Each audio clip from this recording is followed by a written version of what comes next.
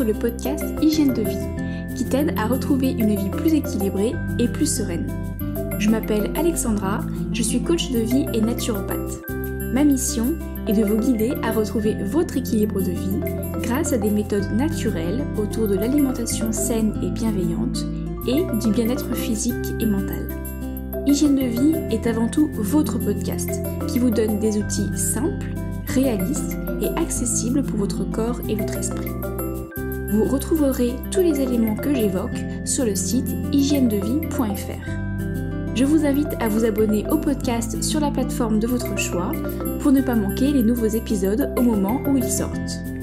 Et si vous aimez ce podcast, une excellente façon de le soutenir est de laisser un avis 5 étoiles sur Apple Podcast ou sur la plateforme que vous utilisez.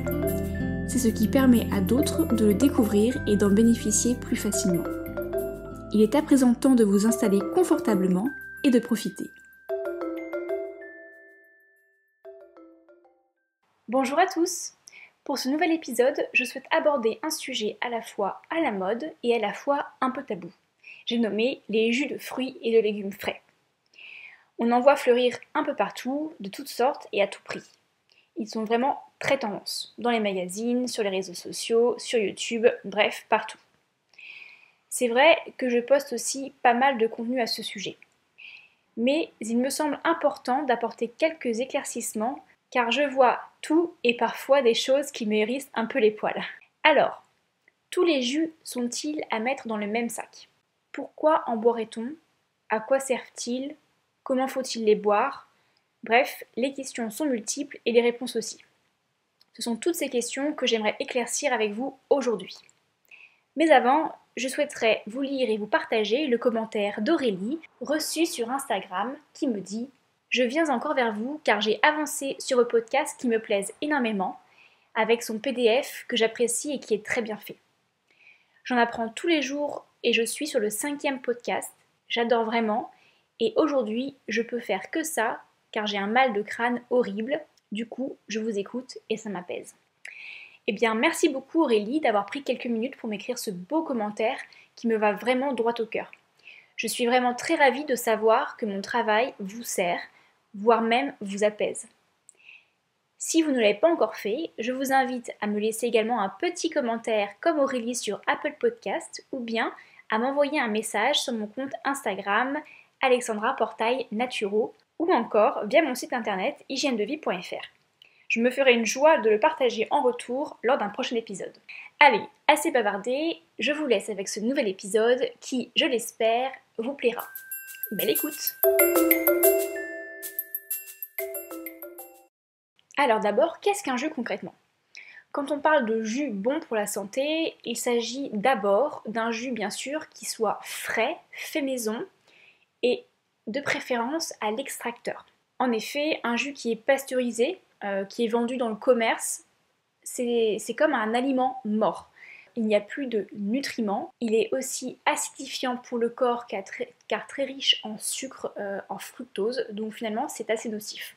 Et quoi qu'il en soit, il reste nocif, qu'il soit bio ou non. Donc déjà ça c'est la première chose que je souhaitais vous dire parce que j'ai pas mal de personnes qui me disent le matin je bois un jus d'orange frais que j'ai acheté il n'y a pas très longtemps au supermarché, il est bio, il est sans sucre ajouté, etc. Mais finalement dedans il n'y a plus grand chose à part le fructose du fruit. Alors j'ai parlé d'extracteur, on parle aussi de centrifugeuse. Donc c'est quoi la différence finalement entre un extracteur à jus et une centrifugeuse? Donc en fait l'avantage d'un extracteur à jus, c'est ce qui fait vraiment la différence avec une centrifugeuse, c'est que l'extracteur va tourner et donc va extraire le jus grâce à une vitesse de rotation beaucoup plus lente que la centrifugeuse. Et ce processus-là va permettre de préserver les enzymes, les vitamines, les nutriments et les minéraux de vos ingrédients, de vos aliments, qui à haute vitesse seront brûlées et donc complètement détruites. Donc au final, la différence entre l'extracteur à jus et la centrifugeuse réside vraiment par ce critère-là de vitesse de rotation de l'extraction de votre aliment. Autre chose, quand on parle de jus bon pour la santé, on parle généralement de jus de légumes et non pas de jus de fruits. Alors je l'ai un petit peu évoqué juste avant, mais il faut savoir que même si les fruits, ça reste des aliments qui sont naturels, ce sont quand même des aliments avec une teneur en sucre non négligeable. Le fruit entier, il a son sucre, il a également ses nutriments qui sont vraiment vitaux pour nos cellules, donc très importants, mais aussi un fruit entier va avoir des fibres. Ces fibres solubles, qui sont assez douces pour les intestins et qui vont permettre d'avoir vraiment un bon transit, vont ralentir l'assimilation des sucres justement présents dans le fruit, donc le fructose, et par conséquent, le pancréas qui va sécréter de l'insuline sera beaucoup moins sollicité. Et donc en général, manger un fruit entier ne sursollicite pas le pancréas puisque le fibre va déjà naturellement faire baisser la glycémie globale, on va dire, de l'aliment. Et ça, c'est pas du tout le cas avec un jus qui soit frais ou pas frais d'ailleurs, un jus de fruits qui ne soit frais ou pas frais.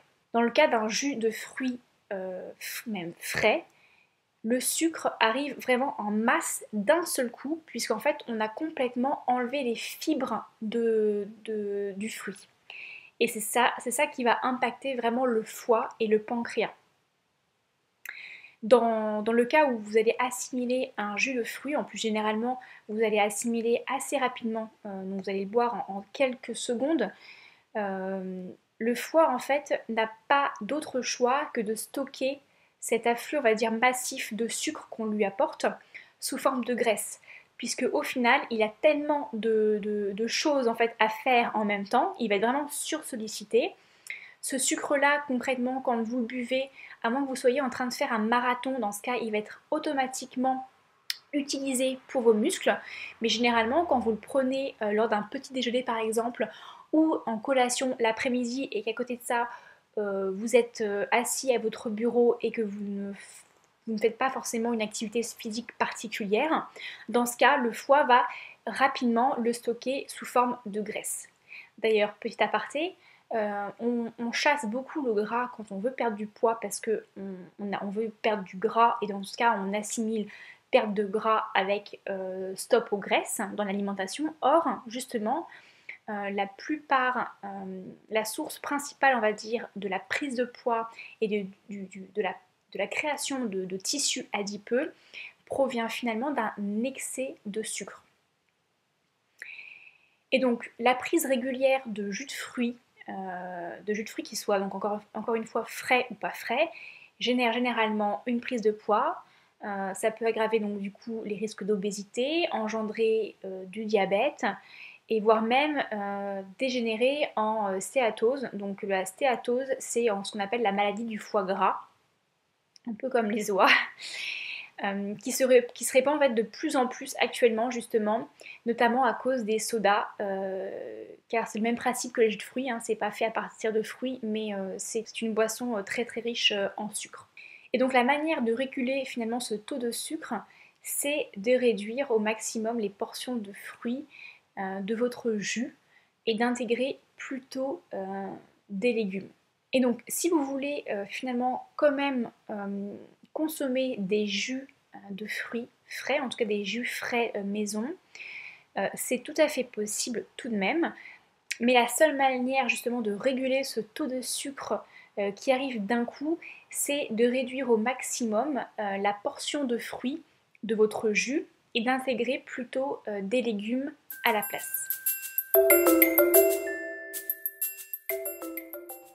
On entend vraiment souvent que les jus maison sont très bons pour la santé. Encore une fois, comme je vous l'ai dit, moi j'en poste souvent sur mes réseaux sociaux. Et j'ai d'ailleurs investi dans un extracteur à jus très récemment. Hein. C'est un achat que je voulais faire depuis quelques années maintenant, parce que ça reste un achat onéreux. J'ai franchi le cap cette année. Après mûre réflexion, après quelques recherches, et j'en suis très contente. Donc je ne vais pas vous dire que je suis contre, on va dire, les jus de fruits ou les jus de légumes, mais à certaines conditions. Et donc juste en aparté justement mon extracteur à jus. C'était un extracteur à vitesse de rotation lente qui est vraiment très, très simple d'utilisation. Et si vous le souhaitez, je vous mettrai le lien dans les notes PDF que je ferai associées à l'épisode qui seront téléchargeables via mon site internet. Je vous mettrai le lien exact de l'appareil que j'ai acheté qui est vraiment, vraiment sympa. Si vous décidez, à la fin de l'épisode, de partir sur ces boissons. Donc, pourquoi dit-on que les jus de légumes sont bons pour la santé alors? Je pense que vous commencez aussi à le savoir, l'alimentation aujourd'hui de l'homme, quand je parle de l'homme, c'est l'homme avec un grand H, hein, de l'être humain, elle est basée quand même essentiellement sur des aliments qu'on dit anti-physiologiques. C'est-à-dire la plupart du temps, ces aliments qui sont transformés, voire même ultra transformés, par la cuisson déjà, ou par les différents process de transformation, hein, ne serait-ce que l'huile d'olive est un aliment transformé, alors pas ultra transformé, mais transformé. D'ailleurs, je vous mettrai également dans les notes du podcast, les notes PDF, le lien vers un article que j'ai écrit sur les aliments ultra transformés, la différence entre transformés, ultra transformés, etc. Il ne faut pas mettre tout dans le même sac. Mais en tout cas, voilà, l'alimentation actuelle, elle est quand même basée sur des aliments qui sont transformés, ultra cuits, avec des additifs chimiques, et finalement qui est une alimentation qui est acidifiante, voire inflammatoire pour notre organisme. Or, l'acidité et l'inflammation, c'est vraiment la porte ouverte à toutes les pathologies que l'on peut développer par la suite. Les jus de légumes vivants, frais, ne sont pas transformés par la cuisson, puisque justement on les extrait et on les boit dans la foulée. Il n'y a pas de température, si à condition que vous utilisiez un extracteur à vitesse lente de rotation.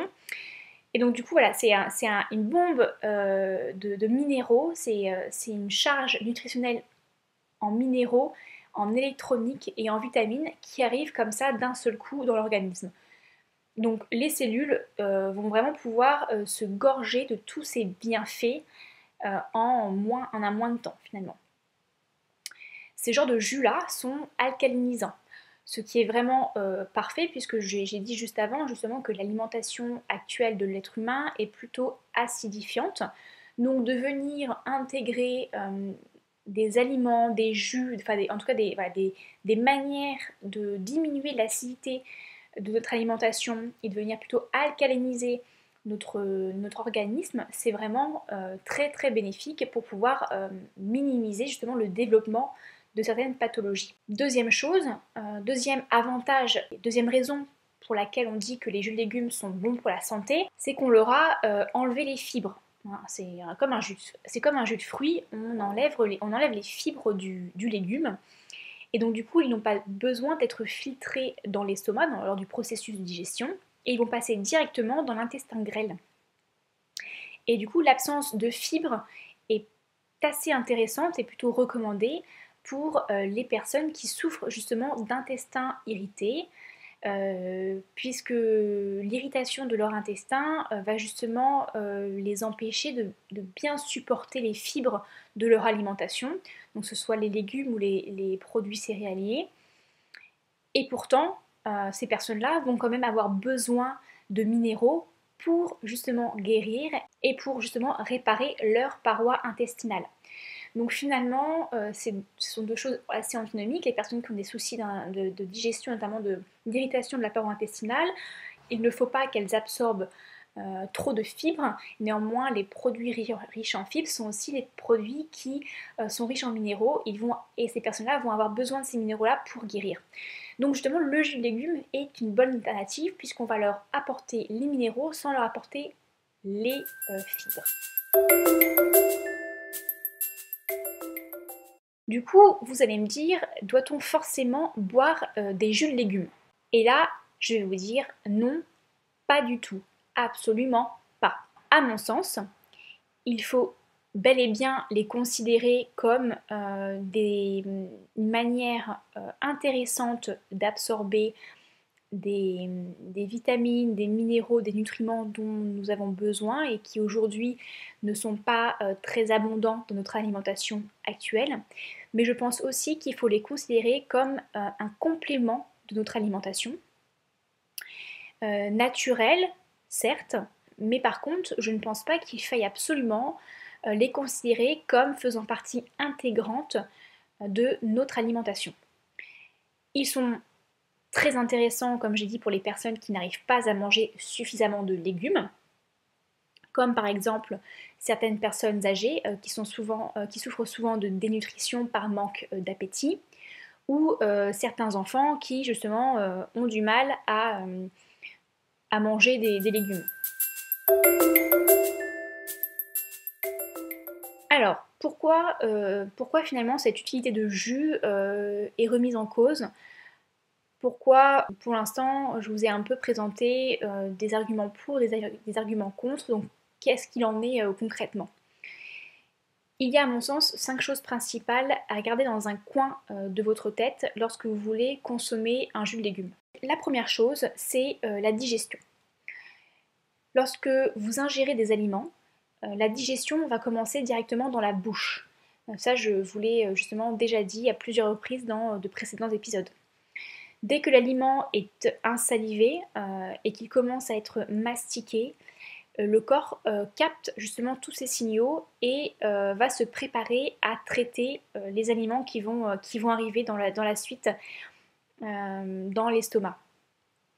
Lorsque vous buvez un jus, cette étape, la plupart du temps, elle est négligée puisque vous allez vraiment boire rapidement le jus et vous n'allez pas mastiquer.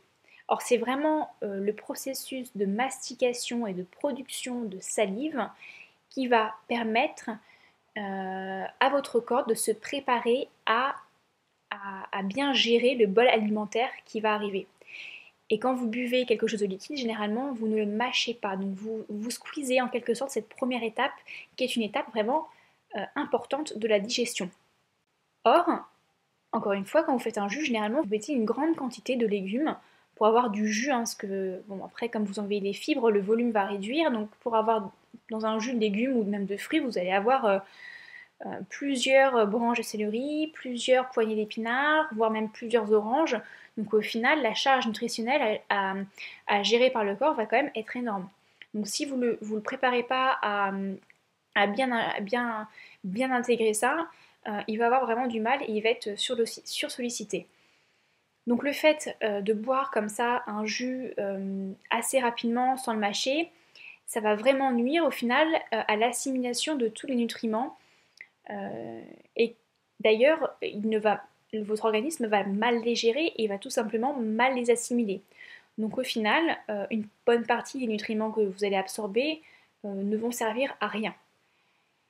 Donc mon conseil, il est fondamental de bien mâcher ces jus et de ne pas les boire trop rapidement. Donc c'est vrai que c'est pas facile d'avoir le réflexe de mâcher quelque chose de liquide.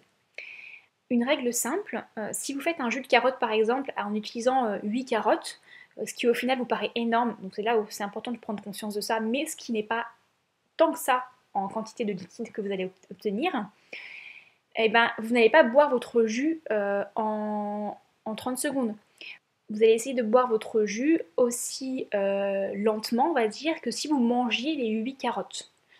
Donc c'est pas forcément chose facile, encore une fois, mais ne serait-ce que de l'avoir en tête et de prendre le temps de le faire. Donc vous pouvez prendre une paille par exemple, ça permet peut-être de boire un peu moins vite.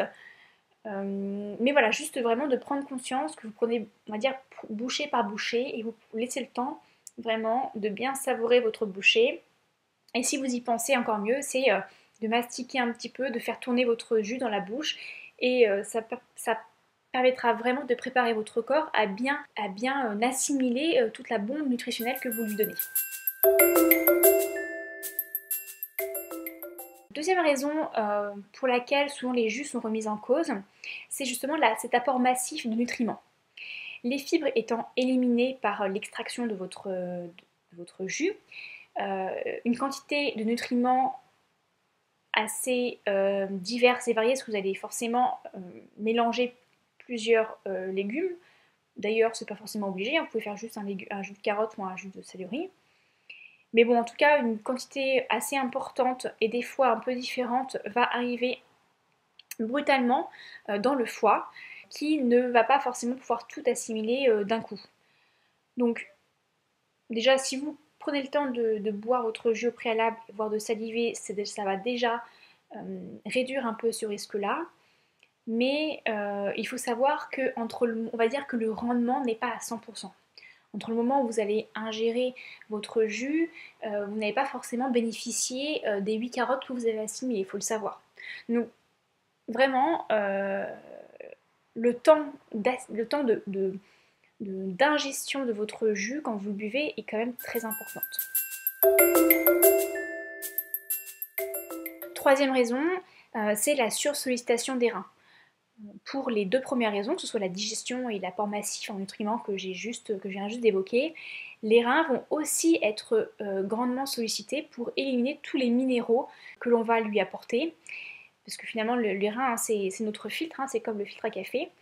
Et donc du coup, si vous lui apportez une trop grosse quantité d'eau en même temps, si je fais le parallèle avec le filtre à café, il va y avoir vraiment, il va être sursollicité et donc on peut le fatiguer. Donc encore une fois, hein, c'est pas en une seule fois que vous allez faire ça, mais c'est sur le long terme. Quatrième raison qui est assez importante, c'est le risque d'alcalose métabolique. Alors c'est un nom un petit peu barbare, mais en fait c'est tout simplement le contraire de l'acidification. Donc si la quantité de jus est très importante, certaines personnes boivent quand même entre 2 et 3 litres de jus par jour, notamment quand ils font des cures de jus, en pensant bien faire. Le sang finalement va se trouver vraiment submergé par tous ces minéraux qu'on veut lui apporter et il va devenir alcalin, il va se basifier, le pH du sang va augmenter. Or, un organisme trop acide, donc le sang étant trop acide ou si le sang est trop basique, ni l'un ni l'autre ne sont une situation normale pour être en bonne santé. Le pH sanguin, il est compris normalement entre 7,3 et 7,4 pour être considéré comme étant en état de bonne santé. Et pour rester dans ces normes-là, le corps va déloger des acides présents dans les cellules que l'on a accumulés au fur et à mesure pour justement faire baisser cette alcalinité qui est excessive par justement l'ingestion excessive de jus de légumes. Donc finalement, ce processus-là, c'est plutôt pas mal puisque c'est ce qu'on appelle la détox. On vient retirer les toxines des cellules, on vient détoxifier et c'est un pas vers la santé. Mais si l'apport est trop massif, encore une fois en excès, sur le long terme surtout, le corps va alors être contraint de produire lui-même des acides. Puisque s'il n'a plus d'acides à déloger, le corps il est intelligent, il va les produire lui-même. Et ça finalement, c'est ce qui va créer de la fatigue, des tremblements, de la perte de cheveux, des problèmes de dents, voire même de la perte de masse osseuse. Si les minéraux sont vraiment en trop grande quantité, ils vont même devoir se déposer sous forme de cristaux dans les articulations par exemple. Au final, on a exactement le contraire de ce que l'on recherchait. Encore une fois, l'excès est l'ennemi du bien. Je ne cesserai de le dire et rien ne vaut un équilibre. Et cinquième et dernière raison qui pourrait, en tout cas qui explique la remise en cause de l'intérêt de boire des jus, notamment des jus de légumes ou des jus de fruits, c'est justement l'oxydation. C'est un problème qui existe dans les jus et notamment, en fait, c'est un processus complètement naturel. Hein. Quand vous coupez une pomme rapidement, elle noircit, ça s'appelle l'oxydation. Et on peut essayer de contourner le problème justement en utilisant un extracteur au lieu d'une centrifugeuse. L'oxydation, elle sera certes bien moindre, mais elle va quand même exister. Elle va être plus ou moins grande selon le matériau de l'extracteur, plastique ou inox. On peut aussi ajouter par exemple un citron qui va permettre de limiter l'oxydation de votre jus avec l'apport de vitamine C. Et autre astuce, le fait de pouvoir conserver le jus dans un récipient bien fermé et au réfrigérateur, dans un endroit frais et à l'abri de la lumière. Mais en tout cas, la meilleure manière de prévenir cette oxydation-là, ça reste tout de même de boire son jus dès que l'extraction est terminée, si vous voulez vraiment avoir un jus qui soit le plus vivant possible. Même s'il y aura toujours forcément un petit peu d'oxydation, puisque je vous le rappelle, il faut prendre son temps tout de même pour boire son jus. Du coup, comme je vous ai, je pense, assommé de pas mal d'informations, voici un petit résumé pour conclure cet épisode. Les jus de légumes, c'est donc un excellent appui, pour moi, en tout cas à mon sens, si l'alimentation n'est pas assez alcaline. L'équilibre pour moi doit vraiment se situer autour de 3 quarts alcaline et 1 quart acide au global. Et c'est également aussi un bon appui pour une cure de c'est assez dur à dire, mais pour une cure de reminéralisation par exemple. Et donc je parle bien de cure, hein. Je ne parle pas d'un principe de vie, d'un principe d'alimentation. Je ne parle pas ici d'alimentation basée sur le jus uniquement ou d'alimentation crudivore. Donc je parle bien de cure, c'est-à-dire une manière vraiment momentanée, entrecoupée de fenêtres thérapeutiques. Ça s'appelle vraiment des fenêtres thérapeutiques, c'est comme des cures de gelée royale par exemple, on va en prendre pendant 2 semaines, on va faire une semaine de pause et on va en prendre après pendant 2 semaines. Ça permet vraiment au corps en fait de ne pas s'habituer. C'est le principe de la fenêtre thérapeutique, c'est de se dire que le corps est très intelligent, encore une fois, il s'habitue très rapidement, c'est comme le sport. Et donc du coup, si on fait quelque chose pendant trop longtemps, l'effet de cette chose-là n'aura plus justement le même effet, puisque le corps se sera habitué. Et donc là, pour le jus de légumes, et même pour d'autres compléments alimentaires, c'est mieux de le faire sous forme de cure avec des fenêtres thérapeutiques. Le jus de légumes, il est aussi bienvenu et donc conseillé pour toutes les personnes qui sont donc déminéralisées, en convalescence, en sous-vitalité ou encore dont les intestins sont irrités, enflammés, pour les personnes qui sont constipées ou qui ont des diarrhées fréquentes par exemple, ou aussi en cas de descente ou de reprise alimentaire lorsque l'on fait un jeûne. D'ailleurs, c'est aussi pour toutes ces raisons que je vous conseille fortement de vous accompagner, de vous faire accompagner si vous souhaitez débuter une cure détox ou une cure de reminéralisation, puisque en fonction de votre état, de votre constitution, l'apport de jus, l'apport de légumes, etc. Sera vraiment différente en fonction de l'individu. Et donc si en tout cas vous ne l'avez jamais fait et que vous envisagez de le faire pour une première fois, je vous conseille quand même de vous faire suivre par justement un naturopathe ou voire même une praticienne en Ayurveda comme on l'a vu sur l'épisode sur l'Ayurveda avec Laurel Livieri. Je pense que c'est important de se faire accompagner en tout cas une première fois. En effet, un jus de légumes n'est pas simplement de l'eau. C'est un aliment qui est très concentré, qui est très nutritif et il ne faut pas non plus le prendre en excès. Et pour finir, c'est pas non plus en plus, mais c'est à la place. Sinon, notre corps, il est vraiment complètement surmené. Alors selon moi, comment consommer les jus de légumes? On peut, pour moi, sur un long terme, remplacer le petit déjeuner par un jus de légumes par exemple, mais encore une fois, sous forme de cure. Donc les cures de jus doivent être vraiment limitées dans le temps, ou alors se dire on en fait 1 ou 2 par semaine, ou on en fait pendant une semaine dans un mois et basta, mais vraiment sous forme de cure, de manière à ce que ce soit pas trop répétitif non plus. Et deuxième condition à mon sens qui est importante, c'est que le jus de légumes doit comporter 1 quart de fruits et voire un tiers, hein, si vous avez besoin d'un peu plus au début de sucre pour vous habituer, mais pas plus. Tout le reste doit être des légumes. Donc par exemple, 3 quarts de carotte avec 1 quart d'orange et un peu de gingembre et du curcuma. Là, c'est un excellent jus pour la peau, pour le système immunitaire. Ou encore un jus à base de céleri, donc 3 quarts de céleri et une demi-pomme. Voir si vous pouvez 1 quart de pomme avec un petit peu de citron, pareil, du gingembre et vous avez un jus assez détoxifiant. Mais voilà, encore une fois, je parle du mot détox, mais il ne faut pas non plus en abuser de manière à ne pas non plus sursolliciter et l'organisme y arriver à un état de déminéralisation alors que le souhait au départ est de le reminéraliser. Pardon. Donc pour ma part, j'adore vraiment les jus, j'adore réellement les jus de légumes, mais sous toutes les conditions que je viens d'évoquer dans cet épisode. Boire des jus de légumes peut être donc intéressant ponctuellement, mais n'est pas obligatoire non plus pour être en bonne santé. Manger des végétaux bruts qui soient non transformés, c'est ce qui est quand même le plus assimilable et le plus bénéfique pour l'organisme.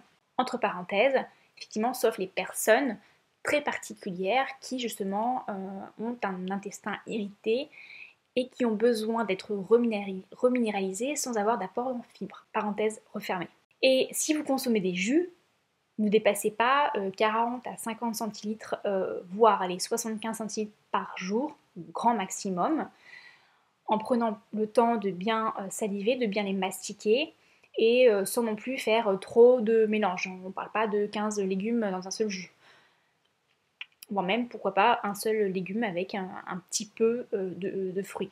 Voilà pour ce qui est de mon avis sur justement les jus de légumes, les jus de fruits frais, et les différentes conditions qui vous permettront de bénéficier au maximum de leurs vertus sans non plus tomber justement dans un état de non-santé voulant bien faire. Sur ce, je vous souhaite du coup une très bonne reminéralisation. Merci pour votre écoute, j'espère que ce sujet vous aura plu. N'hésitez pas à me poser toutes vos questions en commentaire de cet épisode sur Apple Podcast ou à m'envoyer un message sur Instagram, Alexandra Portail Naturo, ou encore via mon site internet hygiènedevie.fr. Je sais que c'est un sujet qui amène beaucoup à la discussion, donc surtout n'hésitez pas à me solliciter si vous en avez besoin. Comme d'habitude, je mettrai toutes les informations abordées aujourd'hui et bien plus encore, je vais essayer de les compléter par d'autres choses, dans les notes PDF téléchargeables gratuitement sur mon site internet hygiènedevie.fr. Le lien est encore et toujours en description de cet épisode. En attendant, je vous dis à très vite dans un prochain épisode d'Hygiène de Vie. Ciao! Vous retrouverez cet épisode sur hygiènedevie.fr.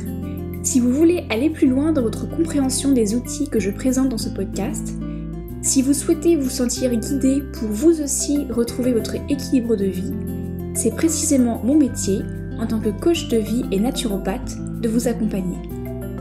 Je vous donne rendez-vous sur mon site internet hygiènedevie.fr pour retrouver toutes mes offres et services que j'ai imaginés pour vous. Si ce n'est pas encore le cas, n'hésitez pas à vous abonner sur la plateforme que vous utilisez pour ne pas louper les prochains épisodes et à le partager, puis laisser un petit commentaire qui me donnera, je suis certaine, un peu de baume au cœur.